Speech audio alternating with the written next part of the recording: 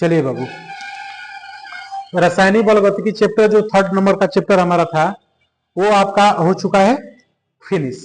ठीक है, उसका मॉक टेस्ट हम संडे तक आपको अपने चैनल पर दे देंगे, वहां से आप सोल्व कर लीजिएगा। और फिर ना आपको एक चीज करना है, क्या, आज से लेक्चर हमारा चैप्टर नंबर 4 शुरू हो रहा है। यहाँ से वो फिजिकल केमिस्ट्री का भाग था, अब यहाँ से इनऑर्गेनिक केमिस्ट्री शुरू हो रहा है, जो चैप्टर नंबर कितना है मेरे बाबू 4 है। चैप्टर नंबर कितना है 4 है। और इनऑर्गेनिक केमिस्ट्री का पहला नंबर का जो चैप्टर है वो क्या है, D and F block. D and क्या है, एफ ब्लॉक। अब डी एंड एफ ब्लॉक में क्या है कि आपको इसके, हम देखिए जो भी चैप्टर शुरुआत करते हैं उसमें कुछ ना कुछ बेसिक रहता है। अब कुछ ना कुछ क्या रहता है, बेसिक रहता है। तो बेसिक क्लास में ये है, आपको क्या करना है कि बेसिक क्लास के जो भी नॉर्मल शुरू में जो इंट्रोडक्शन देंगे हम आपके सामने, उसको आपको क्या करना है, बारीकी से ध्यान रखना है। देखिए चैप्टर तो बहुत बड़ा है, मतलब बहुत ज्यादा बड़ा नहीं है, बहुत ज्यादा छोटा नहीं है, मीडियम साइज का है। और इसमें कुछ थ्योरेटिकल पार्ट है, तो इसमें ना कंसेप्चुअल कुछ कुछ पार्ट है, उसको आपको समझना आना चाहिए। तो आपका मामला पूरी तरीके से क्या रहेगा, ठीक रहेगा। आप पूरी तरीके से डिटेल नहीं ले चल रहे हैं, जितना हम डी ब्लॉक में करा रहे हैं आप उतना कर लीजिए, इनफ है। उससे पेपर में XYZ ज्यादा ना कम नहीं आएगा। सुनिएगा मेरी बात को, सबसे पहले डी ब्लॉक के बारे में हम लोग बात करेंगे। किस ब्लॉक की बात करेंगे, डी ब्लॉक की बात करेंगे।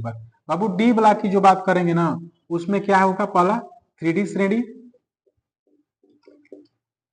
उसके बाद क्या है 4D श्रेणी, उसके बाद क्या है 5D श्रेणी, और उसके बाद क्या है 6D श्रेणी, उसके बाद क्या है 6D श्रेणी। अब करना क्या है, 3D श्रेणी, 4D श्रेणी, 5D श्रेणी और 6D श्रेणी। मतलब डी ब्लॉक को कितनी भागों में बांटा गया है, 4, 3D, 4D, 5D and 6D। अच्छा, मेनली हम आपसे रिक्वेस्ट करेंगे कि आप 3D श्रेणी और 4D श्रेणी को ही ध्यान रखिएगा, और हम तो कहेंगे कि आपसे कुछ नहीं हो रहा तो कम से कम 3D श्रेणी को ध्यान रखिएगा, हो जाएगा मामला से। 3D श्रेणी के जो एलिमेंट होते हैं उसके कहां से, स्कैंडियम से शुरू होते हैं।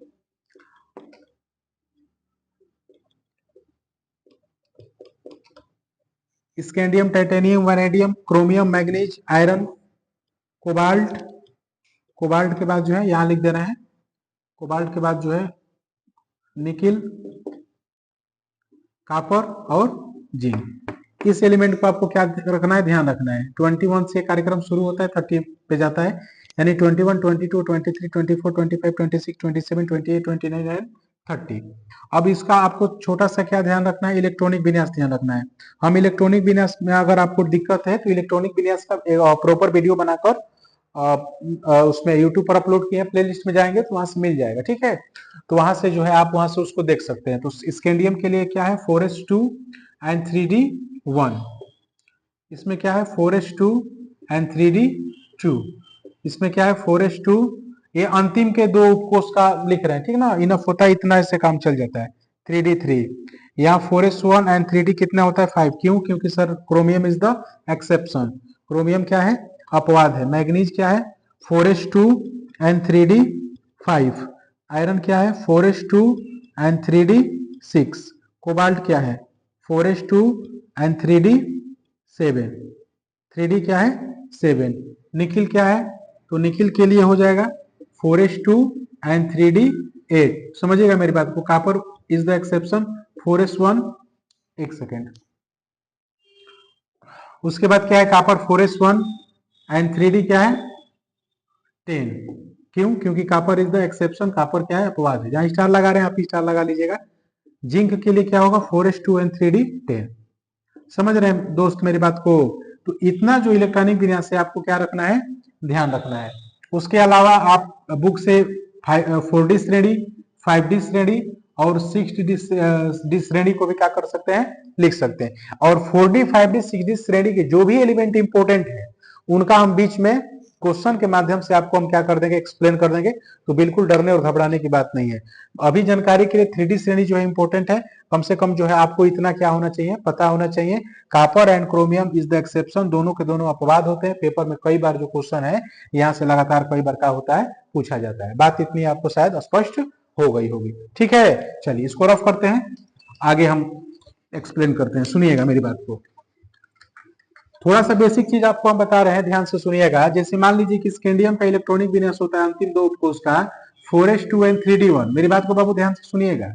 अगर आपसे कोई पूछेगा स्कैंडियम प्लस का क्या होगा, इसका मतलब एक इलेक्ट्रॉन रिमूव हो रहा है, प्लस का मतलब एक इलेक्ट्रॉन क्या हो रहा है, रिमूव हो रहा है। तो सबसे पहले कहां से रिमूव होगा, एस ऑर्बिटल से। तो यहाँ पर क्या हो जाएगा 4s1 और 3d कितना हो जाएगा 1 हो जाएगा। कितना हो जाएगा 3d 1 हो जाएगा। अगर स्कैंडियम प्लस 2 हम आपको लिखना सिखा रहे हैं, स्कैंडियम प्लस 2 मतलब कितने इलेक्ट्रॉन निकालने हैं, 2। तो पहले कहां से निकलेंगे, अब इसको भूल जाइए, इसको ये हो गया क्वेश्चन ना, हम इसी से सारे कार्यक्रम करेंगे।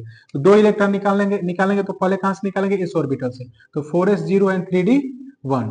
ठीक है। इनकेस अगर स्कैंडियम के तीनों इलेक्ट्रॉन बाहर निकलने का क्या मतलब होता है, 4s0 एंड 3d कितना होता है, 0। समझ रहे हैं। तो ये आपका जो है क्या है, स्कैंडियम प्लस 3 का इलेक्ट्रॉनिक विन्यास है। इनकेस अगर आपसे कोई पूछ दे कि क्रोमियम प्लस 2 का इलेक्ट्रॉनिक विन्यास लिखिए, प्लस 2 का, तो आप पहले इस क्रोमियम का ना मूल इलेक्ट्रॉनिक विन्यास लिखिए। तो आपको अच्छे से पता है क्या कि सर क्रोमियम का एटॉमिक नंबर 24 होता है और क्रोमियम एक्सेप्शन है। तो एक्सेप्शन है तो 4s1 एंड 3d कितना होता है, 5 होता है। 4s1 एंड 3d कितना होता है, 5 होता है। और 2 इलेक्ट्रॉन निकालने हैं तो एक यहां से निकलेगा और एक यहां से निकलेगा। 4s0 हो जाएगा और 3d कितना हो जाएगा, 4 हो जाएगा। क्रोमियम ये कितना हो जाएगा, 3d कितना हो जाएगा, 4 हो जाएगा। 2 इलेक्ट्रॉन निकालने तो एक यहां से निकल गया और एक यहां से निकल गया। तो क्रोमियम प्लस 2 का ये क्या हो गया, इलेक्ट्रॉनिक विन्यास हो गया। बात यहां तक साथ आपको समझ में आई होगी। उसके बाद क्या है, आपसे पेपर में एक इंपॉर्टेंट क्वेश्चन पूछता है कि डी ब्लॉक एलिमेंट के सामान्य इलेक्ट्रॉनिक विन्यास, जर्नल इलेक्ट्रॉनिक कॉन्फ़िगरेशन, सामान्य इलेक्ट्रॉनिक विन्यास पेपर में कई बार आपसे पूछता है। तो आपको केवल और केवल ध्यान रखना है, इनके सामान्य इलेक्ट्रॉनिक विन्यास लिखने का तरीका क्या होता है, n-1d। डी में इलेक्ट्रॉन के कहां से कहां तक होते हैं बबुआ, 1 से लेके 10 तक। उसके बाद ns और s में कहां से कहां तक होती है, 1 से लेके 2 तक। मेरी बातों को शायद आप अच्छे से समझ पाए होंगे। तो ये आपका जर्नल इलेक्ट्रॉनिक कॉन्फ़िगरेशन हो गया। सामान्य इलेक्ट्रॉनिक विन्यास इसी रूप में आपसे पूछेगा, ऑप्शन में इसी तरीके का रहेंगे। तो जिस ऑप्शन में मेरे दोस्त ये वाला ऑप्शन आपको दिखाई दे, इसी ऑप्शन को आप क्या कर दीजिएगा, अच्छे से टिक कर दीजिएगा। बात यहां तक शायद आपको स्पष्ट हो गई होगी। नोट कर लीजिएगा, ये वाला इंपॉर्टेंट है, ठीक है, और इसको सीख लीजिएगा। चलिए आगे हम आपको बता रहे हैं, कुछ इंपॉर्टेंट चीज बता रहे हैं आपको। थोड़ा सा आपको क्या रखना है, ध्यान रखना है। इंपॉर्टेंट ये है, पहला वाला टॉपिक है टाइप फर्स्ट में आपको जो है पहचानना है अनुचुंबकीय एवं प्रतिचुंबकीय। मेरी बात को बाबू ध्यान से सुनिएगा। आपको क्या क्या पहचानना है, अनुचुंबकीय एवं प्रतिचुंबकीय। एक ट्रिक लिखवा रहे हैं, उस ट्रिक को आप ध्यान रखिएगा। उस ट्रिक के माध्यम से आप किसी भी क्वेश्चन को सोल्व कर सकते हैं विद इन सेकेंड। ट्रिक ये है कि अगर यदि D1 एवं D9, अगर D1 से लेकर D9 तक इलेक्ट्रॉनिक कॉन्फ़िगरेशन कैसे आ रहा है हम समझाएंगे आपको, अब ज्यादा मत सोचिए। D1 से लेकर D9 तक यानी 1 2 3 4 5 6 7 8 9, 0 और 10 नहीं, D1 से लेकर D9 तक आ रहा है तो वो रिप्रेजेंट करेगा अनुचुंबकीय को। किसको रिप्रेजेंट करेगा, अनुचुंबकीय को। एंड देन यदि D0 एवं D10 आ रहा है, D0 एवं D10 आ रहा है, दिस इज कॉल्ड प्रतिचुंबकीय को रिप्रेजेंट करेगा। किसको रिप्रेजेंट करेगा, प्रतिचुंबकीय को रिप्रेजेंट करेगा। किसको रिप्रेजेंट करेगा, प्रतिचुंबकीय को क्या करेगा बबुआ, रिप्रेजेंट करेगा। तो आपको छोटा सा चीज इसमें क्या रखना है, ध्यान रखना है, ठीक है। अब कैसे क्या करना है, मेरी बातों को ध्यान से सुनिएगा। जैसे आपसे पेपर वाला क्वेश्चन पूछते हैं कि निम्न में अनुचुंबकीय अणु एवं प्रतिचुंबकीय को पहचानिए, प्रतिचुंबकीय को पहचानिए, पहचानिए।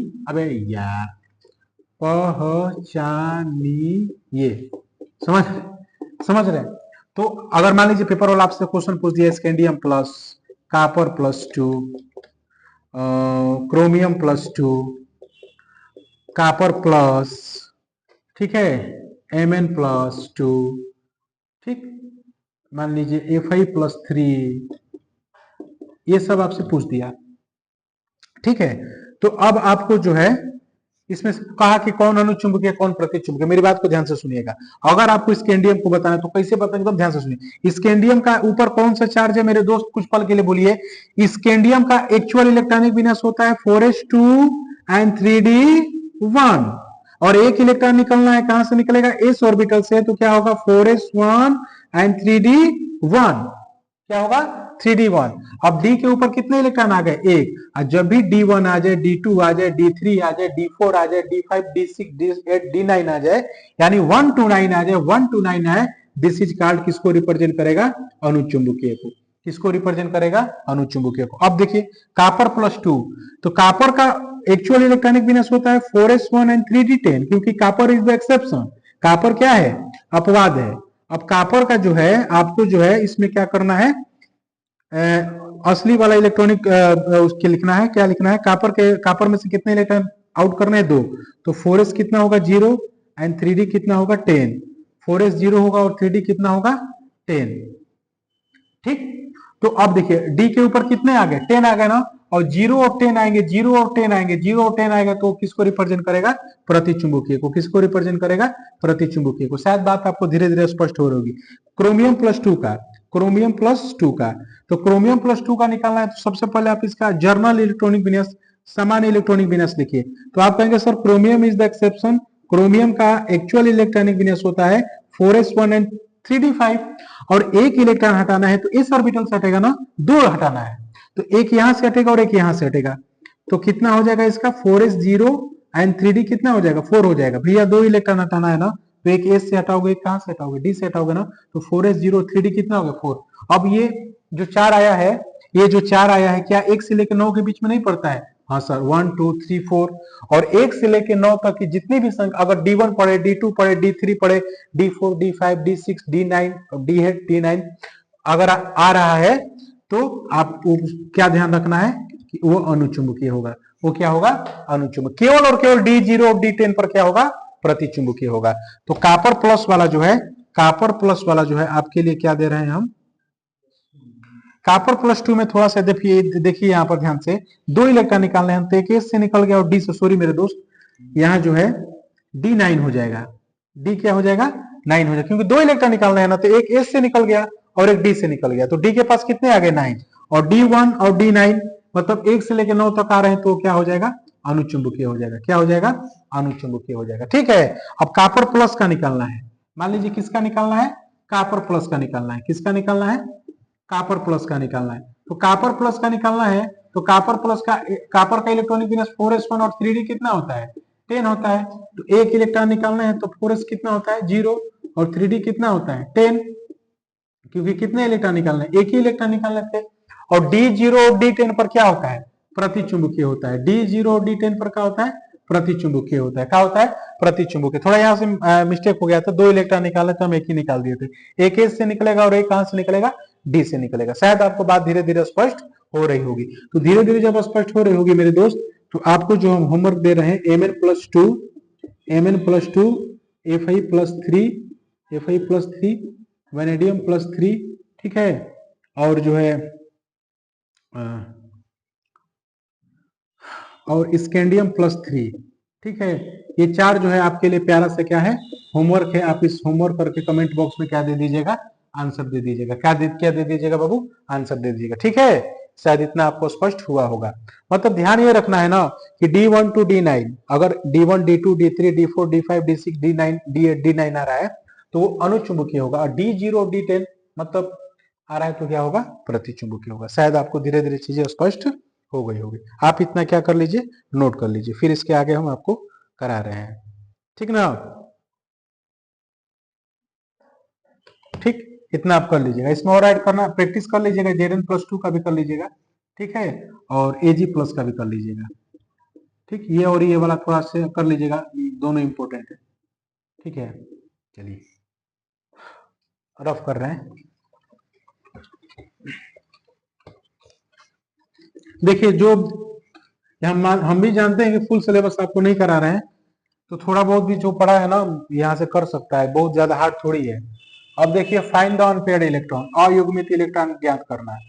हम आपको बेसिक चीजें आज बता दे रहे हैं। अयुग्मित इलेक्ट्रॉन ज्ञात करना, मतलब find the unpaired electron, find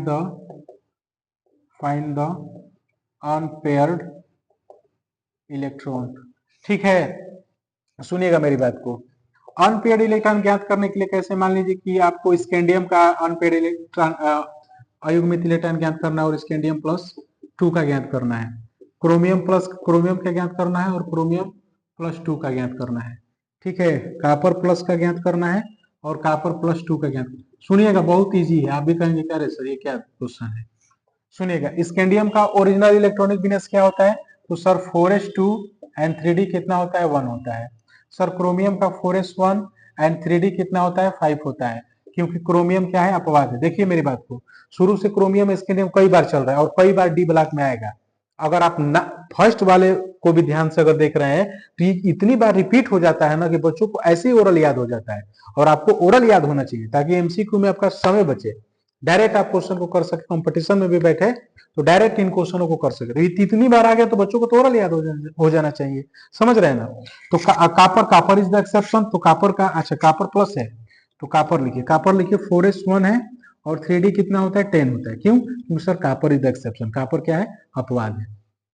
अब हमारी बात को सुनिएगा, अब देखिए हमको अनपेयर्ड इलेक्ट्रॉन फाइंड करना है, तो एस ऑर्बिटल भरा है उससे हटाइए, डी से हमको लेना देना। डी के घर कितने होते हैं, आपको अच्छे से पता है कि एस के होते हैं 1, क्योंकि एक ऑर्बिटल होता है, पी के 3 बनते हैं ऐसे, डी के कितने होते हैं, 5 होते हैं, 1 2 3 4 एंड 5, 1 2 3 4 एंड 5, 5 घर होते हैं।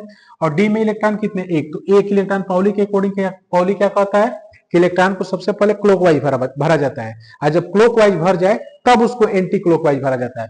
तो पहले आप एक ही, चूंकि डी में कितने इलेक्ट्रॉन है, एक इलेक्ट्रॉन है, तो हमने एक इलेक्ट्रॉन का किया है, भर दिया है। अब अनपेयर्ड इलेक्ट्रॉन देखने के लिए सिंपल हम आपको एक चीज बता रहे हैं बाबू, एक घर में कितने इलेक्ट्रॉन, 2, कितना भरा है, एक, कितना खाली है, तो एक, तो बस अनपेयर्ड इलेक्ट्रॉन कितना होगा, एक। बहुत सिंपल है। देखिए डी का घर बनाइए, डी का घर कितना होता है, 5 होता है, 1 2 3 4। इलेक्ट्रॉन भरने का तरीका सबसे पहले क्लॉकवाइज, तो 1 2 3 4 5। अब कितने अनपेयर्ड इलेक्ट्रॉन है, तो जो जो खाली है ना उसी में काउंट किया जाता है, तो 1 2 3 4 5। चूंकि एक घर में 2 इलेक्ट्रॉन होते हैं और एक एक इलेक्ट्रॉन का स्पेस खाली है, तो अनपेयर्ड इलेक्ट्रॉन कितने हो जाएंगे, 5 हो जाएंगे। कितने हो जाएंगे, 5 हो जाएंगे।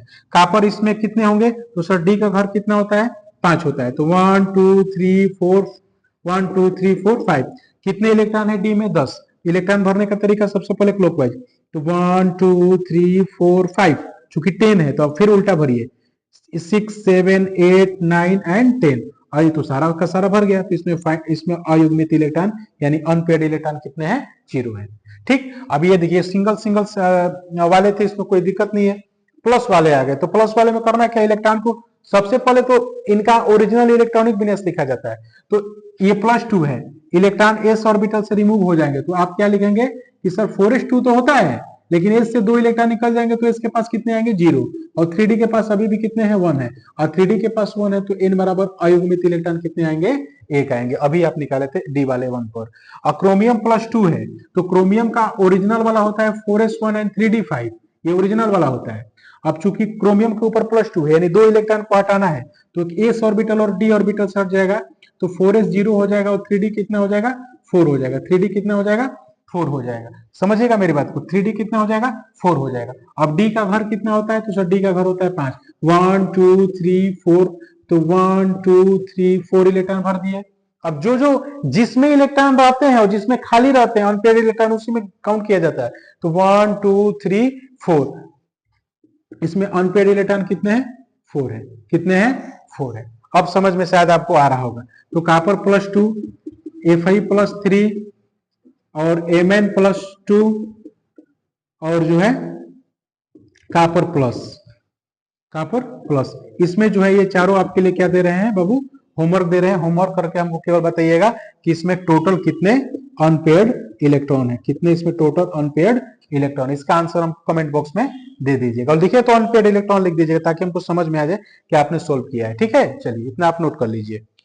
ठीक, एक छोटा सा और चीज है उसको भी एक्सप्लेन कर दे रहे हैं ताकि बेसिक वाला चीज आज खत्म हो जाए, फिर कल इसी से रिलेटेड कुछ दूसरा चीज करा देंगे। जैसे अगला वाला है रंगीन एवं रंगहीन कलर एंड कलरलेस को पहचाने,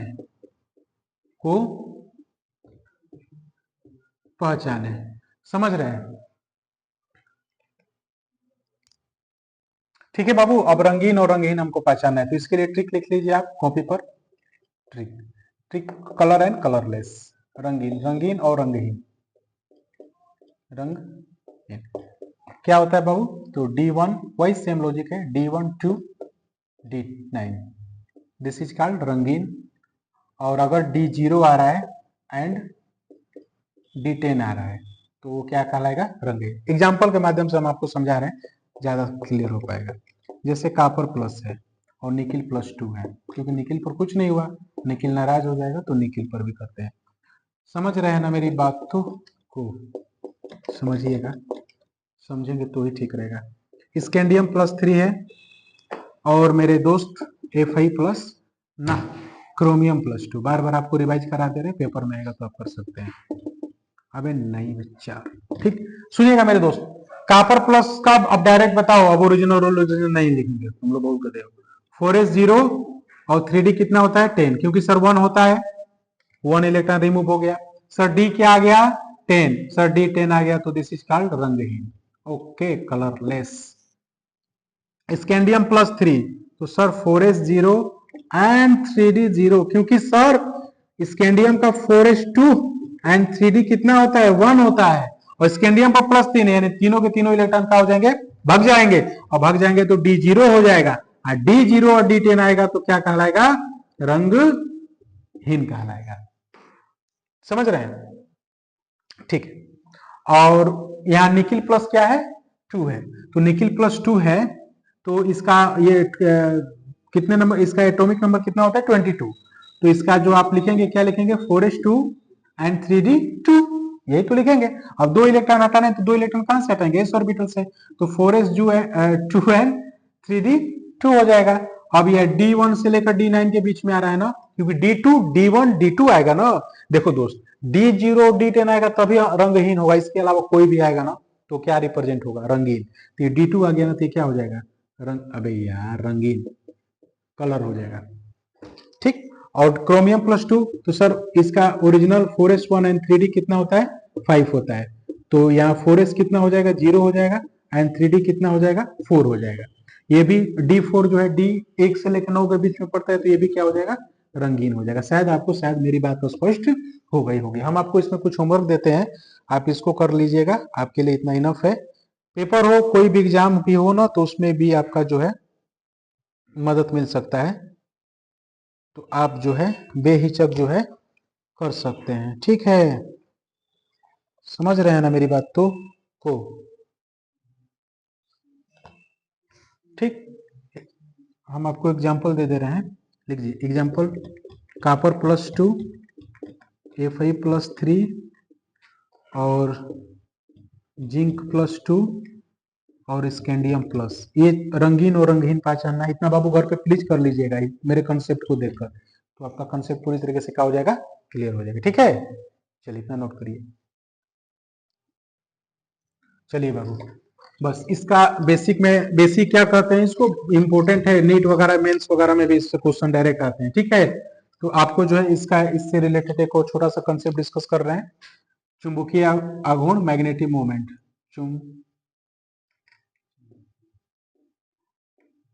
अबे यार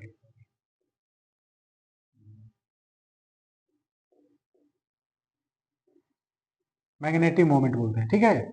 चुंबकीय आघूर्ण, ठीक है? चुंबकीय आघूर्ण ज्ञात करने का जो सूत्र होता है वो μ √में n × n+2, बस इतना आपको ध्यान रखना है। इसका मात्रक होता है Bohr magnet. What is n? तो n is the unpaired electron, unpaired electron, ठीक। सुनिएगा मेरी बात को, जैसे पेपर में क्वेश्चन आ गया कि क्रोमियम +3 का चुंबकीय आघूर्ण ज्ञात करें। चुंबकीय आघूर्ण क्या करे बबुआ? हमार ज्ञात करे, करे ज्ञात क्रोमियम +3 का 4s1 एंड 3d कितना होता है?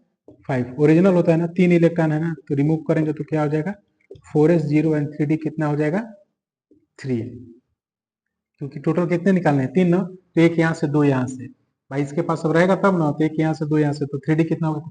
अब आपको करना क्या, अनपेड इलेक्ट्रॉन निकालना भी सिखाया था ना आपको, डी का घर कितना होता है तो 5 होता है, 1 2 3 4, डी में इलेक्ट्रॉन कितने 1 2 3, अनपेड इलेक्ट्रॉन कितने हैं 3, अनपेड इलेक्ट्रॉन कितने हैं 3। अब इसी 3 को ना इस फॉर्मूले में सेट कर देना है, यानी म्यू इक्वल टू रूट में n into n plus two, n के जगह पे क्या रखेंगे मेरे दोस्त 3, और 3 प्लस 2, 3 प्लस 2 कितना होता है 5 5 दिया कितना होता है 15, 15 को बाहर निकालेंगे तो कितना आएगा, 16 का वर्गमूल कितना होता है 4 होता है ना, तो 3 से थोड़ा कम आएगा 3.82 बोहर मैग्नेट, ये आपका क्या हो जाएगा करेक्ट आंसर हो जाएगा। बात समझ में आई? एक और करा दे रहे हैं आपको, जैसे Fe+2 का, Fe+2 का, तो आयरन का एटॉमिक नंबर कितना होता है 26 होता है, तो 26 होता है तो इसका पहले ओरिजिनल इलेक्ट्रॉनिक विन्यास लिखते 4s2 एंड 3d6, समझ रहे हैं। और 2 इलेक्ट्रॉन निकालने हैं तो s से कितना निकल जाएगा 2, और 3d की अभी भी उतना कितना रहेगा 6 ही रहेगा। अब d ऑर्बिटल का घर कितना होता है तो सर 5 होता है, कितना होता है 5, 1 2 3 4, कितने इलेक्ट्रॉन है 6, तो 1 2 3 4 5 एंड 6। अब जो खाली है ना उसी में काउंट किया जाता है, तो कितना, ये तो भर गया है 1 2 3 4, अनपेड इलेक्ट्रॉन कितने निकल कर आ गए 4। अब इसी 4 को इस म्यू में क्या कर देंगे सेट कर देंगे, तो n इंटू एन प्लस कितना हो जाएगा 2, तो अब 4 रखेंगे तो 4 और 4 प्लस 2, 4 और 2 6, 6 चौका 24, कितना हो जाएगा 24, तो 25 का वर्गमूल कितना होता है 5, तो 4.92 के समथिंग या 82 के समथिंग बोहर मैग्नेट, इसका क्या हो जाएगा मात्र, this is the correct answer. बात समझ में आ गई? चलिए इससे रिलेटेड हम आपको कुछ क्वेश्चन दे दे रहे हैं, आप इस क्वेश्चन को क्या कर लीजिएगा, क्रोमियम +2, कॉपर प्लस का और स्कैंडियम प्लस का, ये 3 का जो है आप क्या निकाल लीजिएगा मेरे दोस्त, चुंबकीय आघूर्ण निकाल लीजिएगा। अगर दोस्त इतना आप अच्छे से कर दे रहे हैं तो ये मान के चलिए कि आपका डी ब्लॉक का जो भी बेसिक का जो छोटे मोटे क्वेश्चन आते हैं आप निपटा देंगे विद इन सेकेंड और अच्छे से, ठीक है। वीडियो को अच्छे से देख लीजिएगा, समझ लीजिएगा, एक दो बार रिवाइज कर लीजिएगा, और समय आ रहा है पेपर का तो मन लगा के अच्छे से पढ़िए, बात हमारी समझिए, समय निकल जाएगा तो फिर ऐसे ढूंढते रहेंगे कि कहाँ जाए क्या करें। समझ में आ रहा है तो अच्छे से पढ़िए, अच्छे से नोट्स बनाइए और इसको अच्छे से कंसेप्चुअल क्या कर लीजिए, सब कुछ खत्म करिए, ठीक है। चलिए ठीक है।